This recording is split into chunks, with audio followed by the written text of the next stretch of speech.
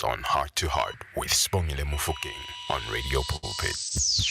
That is Prophet Brenda. Prophet Brenda, you are the greatest. And we are sitting on 14 minutes just after 12 on 657 AM Radio Pulpit, your daily companion. I'm not alone. I am joined now by Pastor Lebepe in the studio. And we're going back to last week. What do you do when you suddenly get a lot of money? Yeah, we have to go back to last week. I had a hard weekend, offended by how people. I was offended by other people's money. Have you ever been in that situation? You were offended by ours first. Exactly, like what Sibongile says she will do with her money offended me. Yeah. Imagine how much offended I will be with so my many own other money. And you get those kind of conversations where people talk about other people's money. I don't like the way they using their money. I cannot believe they've done this. And you ask, whose money is it, by the way? But I love the fact that you're offended the right way. Yes. There's a positive offense. Yeah, but because it really made me to say, you know what? I think I'm right. I've spoken on a lot of platforms about the need to change our psychology of money. Yeah, because for most of us, money is a medium of exchange. We just understand that when you have money, you need to let it go and get something in return. And you and your friends last week made me aware that there's another psychology to money, and people think is that apologetic? It's just you have to do two things. From what I picked up from you and your friends last week, that gave me a hard weekend. It's okay. People think I just have to, pay my debts and then give with the rest. And God irresponsible. And then God will see. Irresponsible stewards. It bothered me like, oh guys, money. It's not a medium of charity or a medium of exchange. I need to emphasize what I said. If everybody can understand, there's money is a tripartite. You need to use it for three things. You must use it for the past, for the present, and for the future. Yes. That means you must save some, spend some, and give some. So if you find yourself spending all your money and you don't give nothing and you then don't it's save a problem. nothing, it's a problem. But you and your friend now talked about spending and giving, and not much about saving was said last week. You talked about giving to charity and all of that. It's a problem. The psychology that comes with that, it creates some form of financial righteousness where people feel like, because I used it to give to the poor, oh, wow, it means I've done it the right way. We need to see money as a tripartite currency. Like say, spend 75% of your money, give 10%, and save 15%. That's ground level. That's when you are starting, and spending money and saving money. In fact, I wanted to say saving money is Bongile, because a lot of things happened over this weekend. Apart from me being offended by the people's spending habits. But a friend of mine reached out. You see, I sent you those pictures. Yes. And I said, look at that. Yes. So if you wake up early in the morning around 6, you suddenly know there is a what? There is a problem. So I reached back to this long friend of mine that I haven't seen in forever. And I said, what's wrong? I saw your missed calls. And he said, let me send you the pictures before I can even engage you. And those are the pictures he sent me. So that is his mom's house. Obviously, our listeners don't see what pictures we're talking about, but it's pictures of his mom's house. Yeah, your ish. Yeah. So his mom's house. So what happens, he said, basically, listeners, his mom's house burned down. There was nothing left of it. I mean, you can see. Luckily, nobody died, but some members of his family, because 6 people were affected in that house. Some are still in hospital recovering from smoke impacts and all that. But luckily, there were no physical burns and all of that. They were able to escape. But the house was on fire. And what happened is they said they had power trip or load shedding. I don't know which one it was. But when the power was restored, there were certain appliances that were still on. And I think our listeners really have to be, to watch out for this, because I'm hearing about this for the third time. I've seen people's house on flames, and I'm receiving pictures like these of houses that have burned down for probably the third time right now. And that's what happened. So when the power switched on, some appliances were on. Maybe it was a heater that was on next to a blanket. And before they know it, they were woken up by a smell of smoke. And when they opened the It was too doors, late. hey, it was on flames. It was on flames. And you can see nothing is really left of that. All the wardrobes, clothing, Everything is gone. everything, it's completely gone. Everything is gone. And then he obviously reaches out to me and he's like, yo, I'm so confused. I'm so frustrated. I can't think up straight. I've got a lot of floods of thoughts are going through my mind. I just want to get my family a place to sleep. I don't know where I'm going to start. And I said, okay, first thing, you need to sober up. You must accept the fact that you're not going to be able to restore this house anytime soon. So you can't do that. Do you have any savings? He said, I don't have no savings. And I'm not even credit worthy and all of that. And well, I gave him some financial advices I won't go into. The point I wanted to make is his dilemma made me realize that savings is not just capital preservation or preserving a capital for business. It's risk mitigation as well, because we live in the world where a lot of things can strike you unprepared and that you never even thought could happen to you, you know. One moment, I think I was talking to you and you were trying to get into your what? It was at home when you were trying to get into with your car, opening the door, Yeah, the and gate, then the gate. and the No, gate. I was going out, coming to work. Oh, coming to work, and the gate fell on me and the car. oh goodness, yeah. It's who would wake up and think, I need to insure myself against a possibly falling gate, a gate that can fall. You don't think of such things. You don't think that your mom's house can be inflamed. You don't think of such things. And there are what we call blind spots, honestly, because someone can say, for my car, I'll insure it. Yeah. But who insures? How many of us have insured our mother's houses really back in the townships or villages? Those houses are without insurance. And that's what happened to him. So life can throw some unexpected emergency on you that can get you into trouble. The other thing that happened to me last week, that I started realizing the value of savings. I'm shortlisted for a particular contract work that I must do in my business. So and I'm already at appointment level. These people are signing off the contract for me. And then they call me, they say, look, we were just vetting your company and we discovered that your company is inactive. So I immediately called Cipro and I said, what's happening? I never deregistered my company. They said, yes, you never did, but you did not do your returns. And, life gets so busy, you forget about filing for returns, not SARS returns. This is Cipro now, Cipro. the annual ones. And I've not done that in 2 years. And and they tell me, listen, you have to then reinstate your company. This is how much it's going to cost you to do that. Yeah. And with a contract that is on the line, you can understand the frustration. Luckily, I was able to access some savings funds and get it out of the way. I'm just giving all of this example to show you that, saving is really plan B, honestly. And when in fact, I would say it's plan A. And when you don't have a savings account and you don't have any place where you put in money, then when you find yourself in these unexpected emergencies, you don't have plan A. There's nothing for you to do. And it can, imagine a house that went down in flames. And he was saying, look, I wish I had money to just buy them some blankets because it's winter in the Free State, just to warm them up. I wish I had money to just check them into a guest house for a week while I'm trying to figure out what to do next.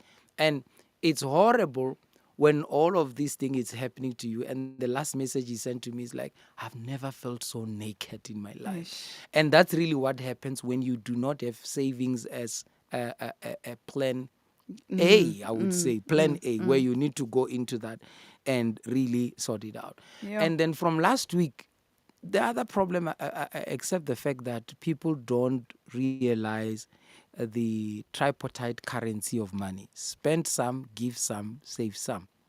And I just told you that savings is more than just capital preservation, it's now risk mitigation, because risk and unforeseen circumstances do happen and you're not mitigated. The other sad story that happened, all of this happened over the weekend. I'm a pastor, also a financial consultant. So you get people talking to you from different angles. So this lady calls now from my church. She's like, in fact, her daughter calls, like,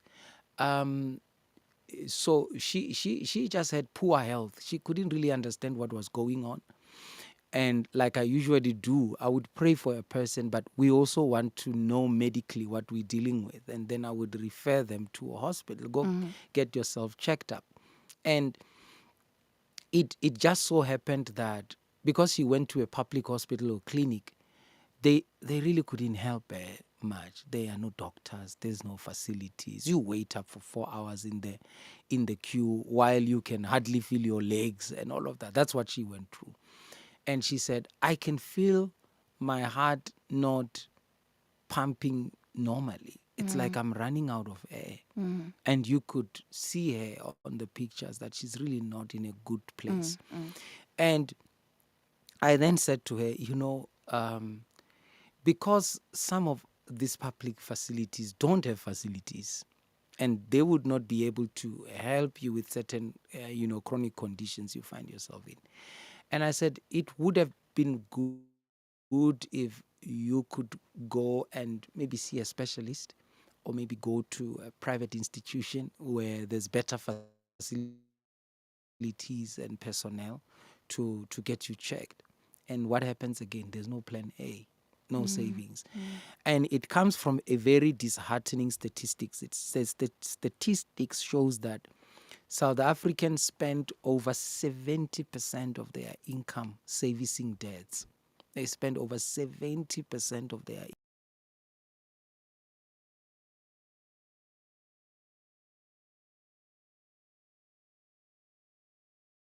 to work, commute to work. You still need groceries, lunch boxes for your kids. You're not going to do that with the remaining 30%. And that's why so many of us are in such a crisis. And I understand where you and your friends came from last week when you said, yeah, if I get $1 million, I'll pay off all my debts. Because the reality of the matter is, we are all, we've all had it with debts, especially in a consumer-based economy like South Africa, where most of us or most people depend on credit, for anything, for clothes, for cell phones, for airtime, for absolutely everything. Then your friend says the solution is, once I get money, whether from all these sources we mentioned, if I get lump sum, I'll pay off my debts and I will give with the rest of it. Now, I'm going to say today, that's bad. That is mismanagement. That's dangerous. That's going to get you back into Not financial... good stewardship. It's going to get you back into financial trouble. The most important thing to do after you've paid off your debts, I don't want people after this show to think that, well, Pastor Lucky said, as a financial expert, that the best thing to do with your money is to eradicate debts. That's just one of the things to do, to pay off your debts. But if you're going to have money and pay off your debts without creating an income generating asset, that's what I want us to focus on today. Creating an income generating asset, something that will generate income. Because you see, money comes and money goes. That's why we call it currency. It comes and goes. And money, it's a visitor. It's not a permanent member of your family. It will come month end, and 3 days after payday, it's gone. So if you had 5 million, whether from Provident Fund, from a settlement, from a business transaction, wherever you found that money from, and all you did was to pay off your debts, as long as you do not have an asset that keeps the money coming You're in going to every find month, yourself back to square you're one. going to find yourself back to square one, and then you will be at the very same position that once necessitated a debt. Remember, you are in debt right now because something happened that necessitated a debt in your life that made you to see no option rather than basically getting a debt. A gentleman like this, his mom lost the house. So what's the next thing I'm going to do? I'm going to go and find a dad. In fact, when he spoke to me and he said, this is what I'm thinking of doing. And Getting a loan? Yes. And then I said, don't do that. And I'll tell you why. I said, the best thing that I would do if I were you, my mom lost the house. And I'm sure he reached out to me because he needed some form of financial advice, right? I said, maybe what you could do is to, at the backyard, build 2 rooms. Okay. Where your mom and your sister could be in one room. Whilst and fixing then, the big house. Yes. Okay. And then give yourself a space of a year or 2 even to sort this house out. Because I said, the problem with going into debt, especially if you are taking debt to service or repair or revamp a house, there will always be blind spots. There will be things, underestimation. You might look at it and from your eye and you estimate and say, I think I'm going to need her. Let me see. Listen, you are not a contractor. You can't. And people do that a lot. Let me look at this. I think with 70,000, I can do this. The roof, it's done. And then you start. By the time you get 100,000, then they put up an interest, very high interest on that you need to pay. And then you realize, when I thought about the roof. So you're going to need another on top of. Because you didn't think about the laborers and how much they're going to charge you. Yeah. You didn't think about the cost of transportation. You didn't think about the tiles. A whole lot of blind spots. And before you know it, here you are with an unserviced debt that still need to be paid with interest and a project that is undone. That's very common. I've seen people starting things that they don't finish. Yeah. And to make matters worse, they still even have a debt to service on top of that. Yeah. So I said to him, listen, relax. This is not a crisis that it's unplanned. It's an emergency. So treat it as such. Don't try to fix it now. You just have to speak to your family and they should be grateful for the fact that you are willing to step in and assist. But build 2 rooms, get them in there and give yourself a very long time where, on your own pace and in your own way, you can start, fixing this thing. But the thing I really want us to emphasize today is I looked at this documentary of people who blow their millions and I said the dangerous thing that me and you and maybe and those ones don't even pay their debts off. No, they do. Some don't. Most don't. You just made me realize that I was right. Don't. Most of us, Sibongile, and probably a lot of listeners there, think that, these people are just so senseless people with their money. But I've watched them closely. They were never prepared, Murut. No, nobody prepared them. But you know what you and your listeners said last week? And your friends. What you guys said made me realize that most people would likely be like them. Because, of course, you know what they do? That I've checked them closely.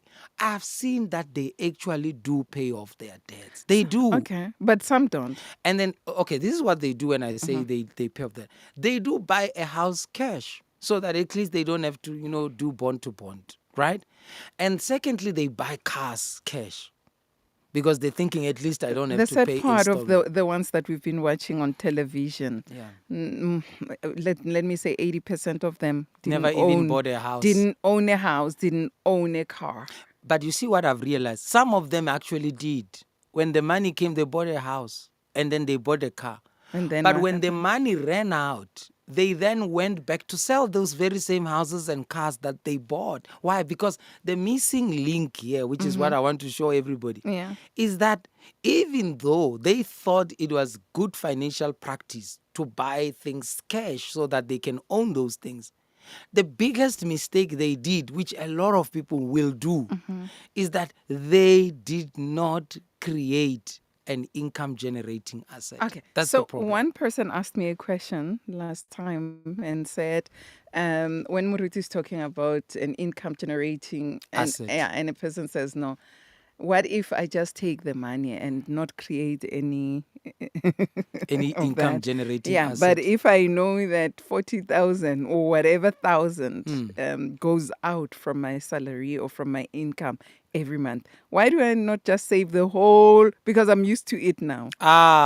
Because How my long is it gonna mind, sustain you? Remember, even if because you my say mind no, no, knows no, no, it. this Yeah. is bad practice too. Imagine Yeah. the person is saying, if I have 1 million, I'll put it in the savings account and pay myself a salary from that. It's gonna run out at some point. It might take a year or two, depending on what you want to pay yourself as salary. But ultimately, it's gonna run out. And we know what people always do. When you know you have money at your disposal somewhere, whether in a unit trust or a money market account, when you know that I've got access to money other than my salary, every time there's an emergency, you will be in the queue in the bank Getting for an early withdrawal. Like, yeah. And they'll tell you, we're going to penalize you because it's against oh this yeah. unit. Oh I don't yeah. care about penalties. And then Yo, that's how you're going to yo, access you're that money. losing more. Imagine Yeah. if you were in this guy's position, It's just like whose somebody mom, who's on 32 days notice, right? yes, Yeah. you sound like you're speaking from experience. Yeah. You always Yes. go and, And they penalize prematurely. you. Exactly. Uh-huh. So imagine if you were like this guy whose mom's house just came down on the flame and you had this 2 million in your money market account. What were you going to do? Most people will say, I will put my family in a hotel for the whole month and then I'll withdraw and just, that's how you're going to get broke, just like that. So putting money must never be liquid, guys. No, once money it's readily available in your account, I can Then it's tell a you, you are going problem. to take it. But if you hide your money in an asset, you make it, you sort of make it difficult for you to access it because it's not in a liquid form. It's in an asset form. So that's why people convert their money into an asset, like they buy a property and then rent out that property. So it's a property and then it gives you about 10,000 as rent per month, which you then use as your salary. And the property is worth 2 million. But it's better to have it locked up in an asset form than to have it in an account. Having money sitting in an account, it's like becoming a money truck yourself. The chances that you're going to get hijacked, bombed by life are so many. You always, wise people and rich people. That's why when we say a person is a millionaire, we don't mean cash millionaires. We mean net worth millionaire. It means the value of the assets they have amount to millions. That's what makes them a millionaire. Not cash lying in the account. That's liability. That is risk. That's unwise to keep money in your account. The banks are going to charge you for holding that money for you, and life is going to constantly demand you to make withdrawals from that. So you have to then convert it into an income generating asset. But one of the things I want to mention is, some people say, well, I've just learned a new word, income generating asset. So I'm going to find an income generating asset. Now, people's Bongile make big mistakes again when they create income generating assets. The one common mistake is, I'll tell you, for example, if I were to give you 1 million now, Sibongile, and say, go start a business, what business were you going to start? Really? Tell me. I'm not going to answer. Okay. All right. What I wanted to, the wise thing to do would be for you to start a business that is in line with what you are doing right now. So if you have access to money because you are a media personality, invest in media. That's all. Don't go and do something that you don't know. You've never done it before. You just heard people saying It works. a filling station has money, a bread bakery, and then you go and open a bread bakery. No. That's the worst mistake that people do. One guy came to my office the other day and he had lots of money from RAF. And he said, I've bought a house cash. I bought a car cash. You see, they do that because those are needs. You need a car, you need a house. So everybody will start there.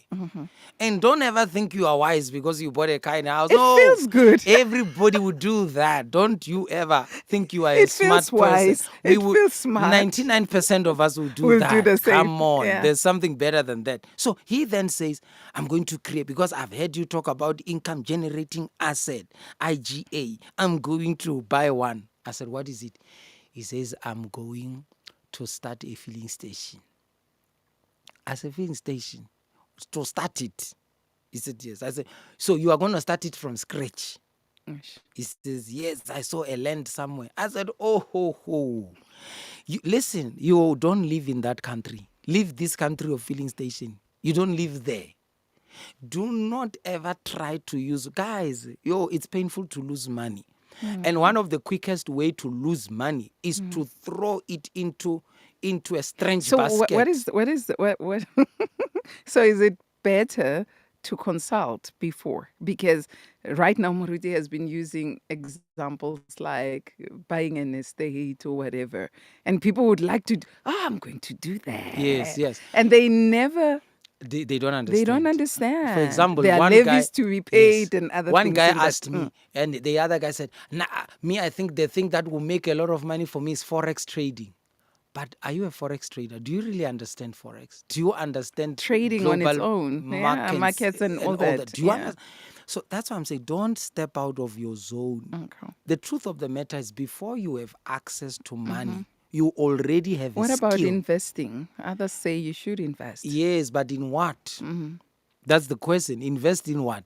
Invest in a skill that you already have at the moment. If you are a teacher, some don't talk about the if you are a skills, principal or a teacher and you've got access to money, go and open a school. Okay. Invest in a skill that you already possess. Don't go into a foreign skill. You're going to lose money.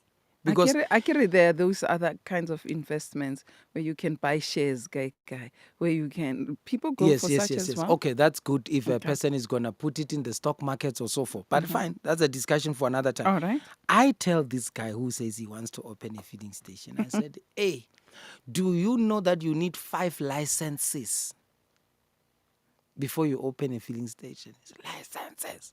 A friend of mine came. And how much is one? Yeah. These are professional fees that you have to pay. It's like, I'm not even talking about having a building approval for that filling station you want to build and having the zoning rights and the business. No, I'm just talking about like the retail licenses and all the authorizations for. There's so many of them that you need. A gentleman came to my church yesterday and we had a chat after church, and he says he got lots of money from a project. So he went straight to the Kruger Park, and then he started building a guest house outside of the Kruger Park. But he didn't know that you don't just buy land, and then because it's now your land, you can do whatever you want. He said he started digging the foundation.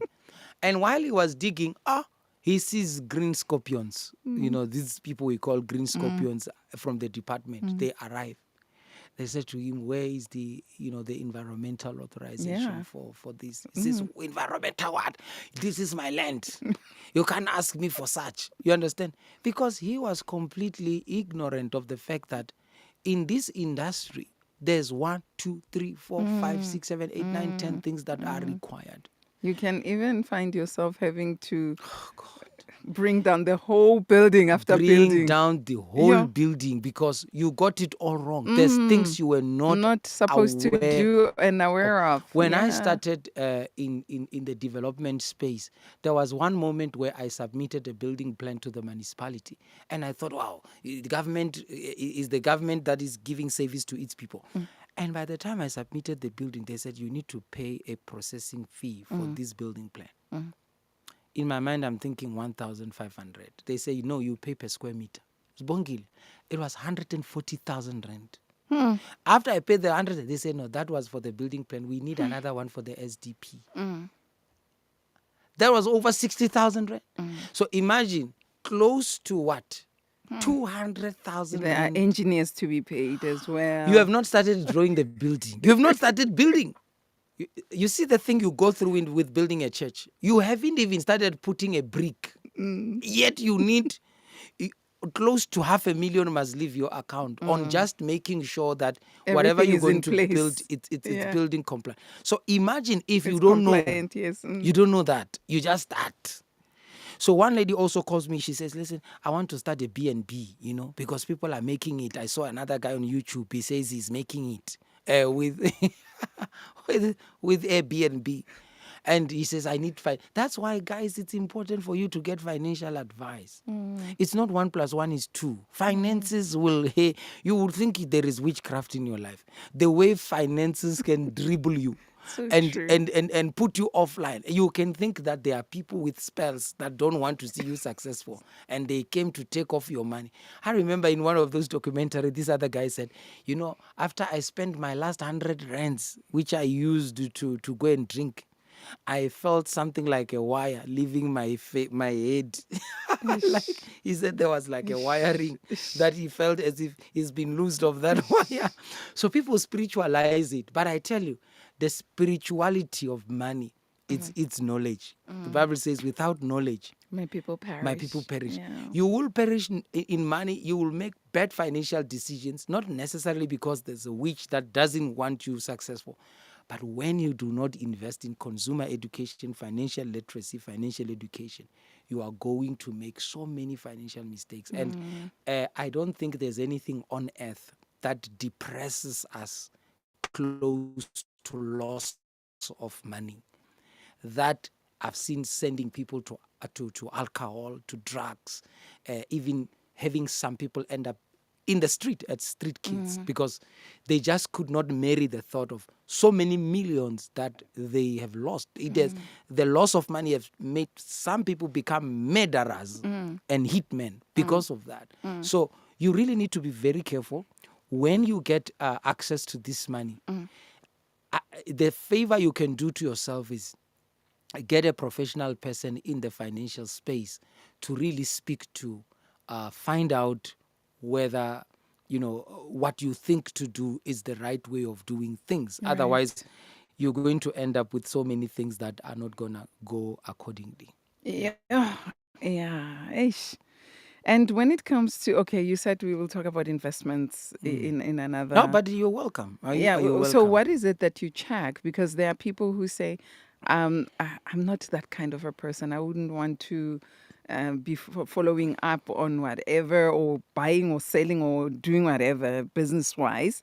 But I would like to just invest and let it grow. Yes. Put it into some bonds or some, So what is the best way of going about doing Again, that? it goes back to investment finance, the knowledge of investment finance. Bongile, there's two things I'll say on that. There is no investment that is risk-free.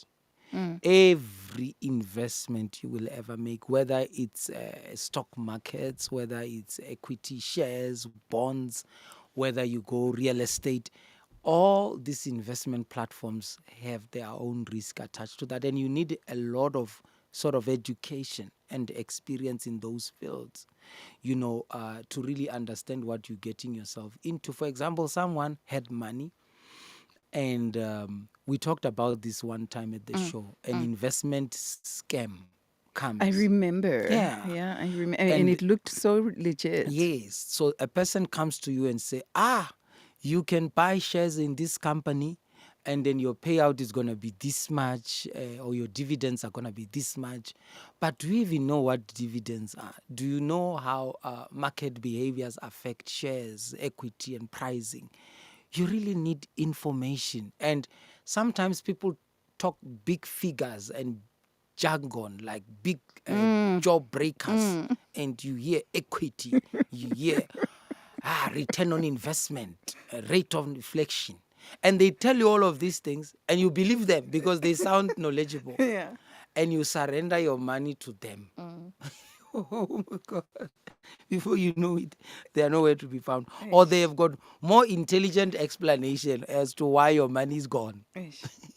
They will use all the economic terms to tell you why you're not going to get your money back. So at the end of the day, investing in, that's why I'm saying to people, the biggest thing you can trust is your own experience. Because let's be fair and honest, Sibongile.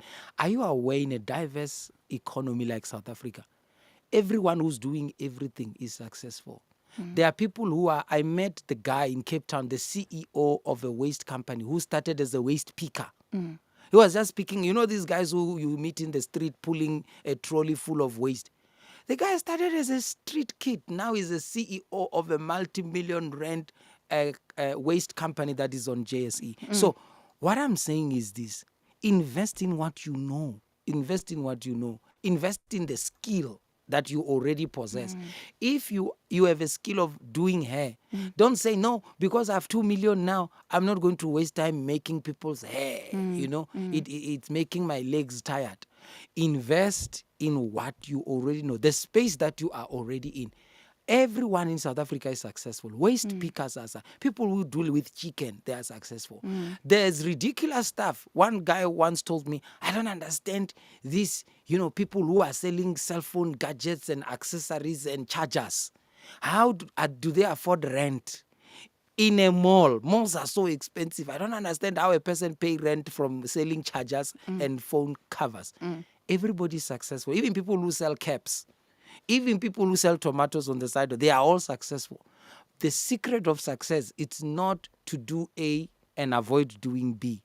It's doing what you know how to do best. And anything you know how to do best, whether it's doing people's hair, whether it's makeup, whether it's talking on radio, whether it's designing people's plans, if you stick to your craft and your skill, and you finance it and you develop your skill in what you know, you're going to be successful. The biggest problem we do is once we have access to money, we become adventurous. We want to go to places that we don't know and risk money in spaces that we have no information about.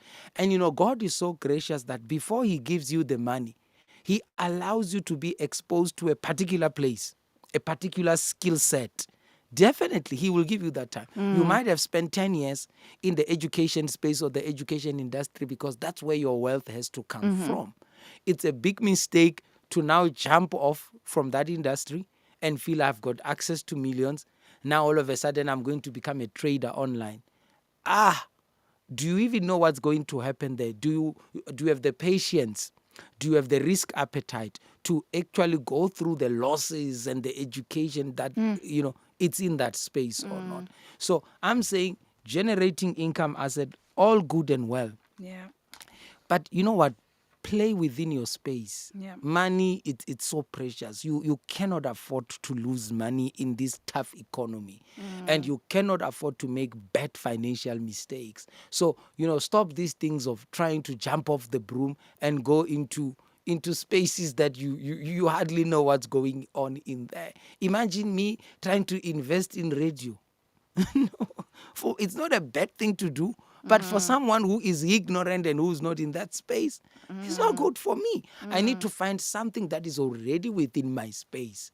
And then I can tell you exactly how it's going to work. I think when you think of generating assets, please think about that. Think about that. Hi, my friends say I'm not quite sure.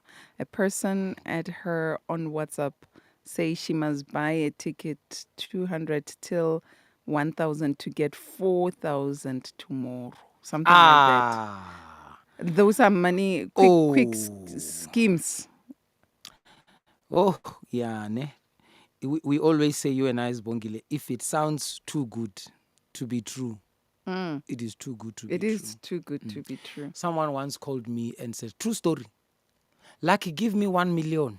I was happy to think they think that I can give them 1 million. I felt very proud that, this person believes. Oh, that means I look like money because they believe. Someone is calling you now.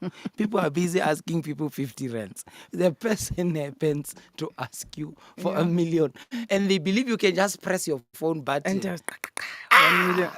I felt like, my goodness, I felt like I am Warren Buffett together with someone else. These millionaire guys. For someone to think like that. But guess what they are saying to me? Give me that 1 million tomorrow around 6 in the afternoon. I'll give it back as 2 million. 1.250. And I said to him, what kind of an emergency are you in that you can't wait for tomorrow 6 o'clock? You know what? Wait for tomorrow 6 o'clock and save 250. Are you promising me 1.250? Just wait for tomorrow. And listen, no one can be passionate about making you a millionaire more than yourself. Let me say that again. No one can be passionate about making you a millionaire unless more than yourself. So that means if I sound, Sibongile, more passionate and pushy about you making money, it's a scam. More than me. It's a scam. Because how don't I have sisters to make millionaires? Why should I be calling you when you are sleeping and say, hey, wake up, money is passing by? Yeah. No, once a person say that, it's a scam, because they should be thinking about themselves and their mothers and their cousins and their sisters. Why me of all these people in your life? Why not your spouse? Why can't you give it to your husband? Why can't you shake him off the bed and say 4,000 is passing by if you don't give me this 2,000 today? No. I don't take that. Yeah. And listen, you have to be money proof when it comes to such things. Let your skin be desensitized, like feel nothing. Don't fall for such push. And that's why you need to be very secretive about money. Once you have it, master, zip your mouth. Never say anything to anybody. And it's just that money has got its own signals. When you have it here and there, we will see that, Sibongile. So this car, you understand, there might be signs here and there, but do try your best. And I always say to people, real millionaires are insensitive. Have you realized that? Do you have people who have money? They don't just give. Thank you. Thank you for saying that. Yeah. If you have millionaires as friends, just like I do, most of them will not help you. Even if they might have given for charity, maybe you were But busy they with will charity. not- yes. But now you come with your personal. They will never. They'll be like, oh. Yes. So what are you going to do? I also developed a skill because I'm having a millionaire's mindset. Yeah. You come with your crisis, I put my hand on your shoulder. I said, don't worry, God is with you. My sister, Yeah. with God, all things are All possible. things are possible. Then I walk away. As long as he's not going to take money from me. Yeah. My second principle is your emergency is not mine. Is yours. Now that sounds inhuman. No, that's good for us. Cherry baby, getting notes. She was laughing earlier on when you said Sibongile and your friends. Okay, Moruti, Okay. our time is... So, Oh, wow. Weldon Hendricks, yeah. We'll just give you Moruti's numbers just now. Mam Nicolene, hi Sibongile, and like he's so true. My uncle used to lend our tents, but when I got his money, he started a clothing business. It did not end well. In South Africa, we say it ended in tears. Sorry, we are not laughing at your uncle. Please. But it's a mom South is African also slogan. mom is also laughing. That's fine. Muruti, where do we get hold of you? I don't think we are All done. right. Oh, I don't yes. think we. I don't. No, think we are can't done. be. We can't be. We can't be. 071 352 4581.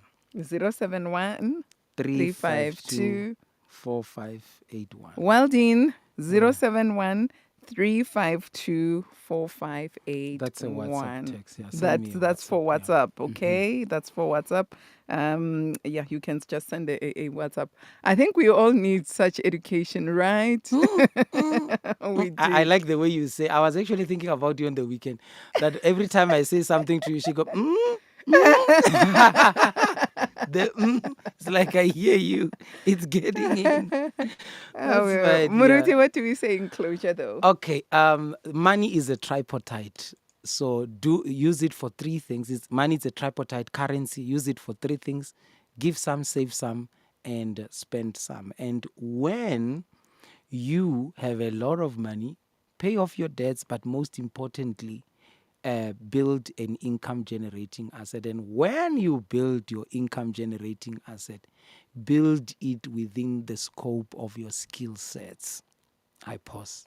Wow. Moruti, thank you so much for coming through, challenging us, educating us. May God awesomely keep you. Your book again? My book, Life After Death, a guide to wealth creation and a debt-free life. It's available via the same WhatsApp number. Number, Yes. yeah. Send us a text to that WhatsApp number, then we'll get it to you. Yes. Are we back again next week, Monday? We are here in Okay. spirit and in truth. We are here. Amen to that. Thank you so Yeah. much, Moruti. Have a Okay. blessed one. Thank you. We're going to curb it here with Moruti Lebepe today. Do remember that you can find him on 071 352 4581. If you'd like to even have the book, that's where you would just make your WhatsApp 071 352 4581. Come live the life at 657 AM.